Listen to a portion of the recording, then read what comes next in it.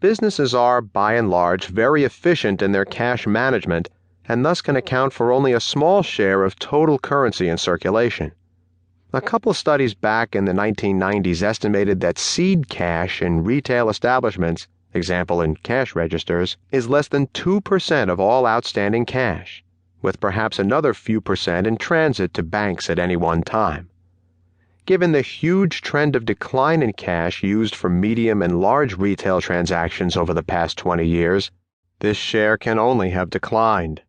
Perhaps surprisingly, bank vault cash, even including cash in ATMs, does not explain much of the surprisingly large currency holdings either.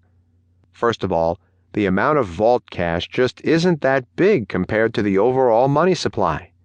As of mid-February 2016, U.S. currency in bank vaults and ATMs combined was $75 billion, which equals about 5% of reported currency in circulation. However, out of this $75 billion, $61 billion is treated as required reserves and doesn't even count in the currency in circulation figures used in Chapter 3. How much currency do consumers hold? So if a significant share of reported currency in circulation is being used in the legal economy, it is not in cash registers or bank vaults. One has to look to consumers' pockets and cookie jars. Most of what is known about consumer cash holdings in the legal economy comes from surveys that have been conducted by central banks in recent years, using sophisticated techniques but fairly small samples. The basic takeaway from these studies is that the cash consumers admit to holding can account for perhaps 5 to 10% of the total currency supply. We begin with the United States and then look at Europe and Canada. The United States. The two important sources of data on U.S. consumer cash holdings are the Survey of Consumer Payment Choice and the Diary of Consumer Payment Choice. The first is an annual survey conducted by the Federal Reserve that makes use of the Rand Corporation's Panel of American Life survey respondents. The second is a consumer diary project where consumers are asked to keep diaries, something akin to the Nielsen diaries for rating TV shows. It gives a more detailed snapshot of consumer holdings of cash, but so far only for the month of October 2012.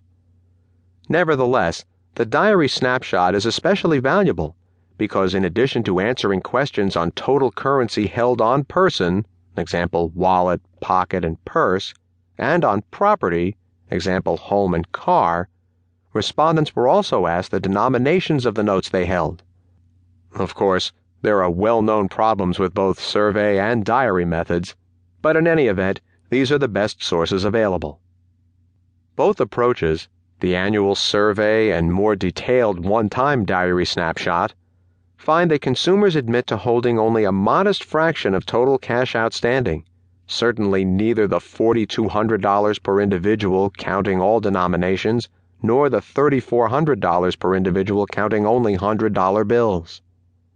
In the 2012 annual survey, for example, respondents reported holding an average of $46 on person, outliers omitted, with a median of 25. The one-time October 2012 diary respondents reported a slightly higher average amount on person, $56, median 22. Total cash holdings reported, including on property, were $250. The annual surveys, which attempt to follow a relatively constant and uniform group, have the advantage of allowing one to look at trends. The results show that in parallel to total currency in circulation, there is an upward trend to reported cash holdings and a strong increase since the financial crisis of 2008. Average reported total holdings, on person and around the house, rose by $100 from 2008 to 2012, but then fell by $20 in 2013, the most recent year available. Thus, the order of magnitude for consumer cash holdings is roughly 6 to 7% of total currency in circulation, or 12 to 14% of currency estimated to be held domestically, presumably mostly for legal, tax-compliant, regulation-compliant activities. These numbers become somewhat higher if one includes outliers from the survey.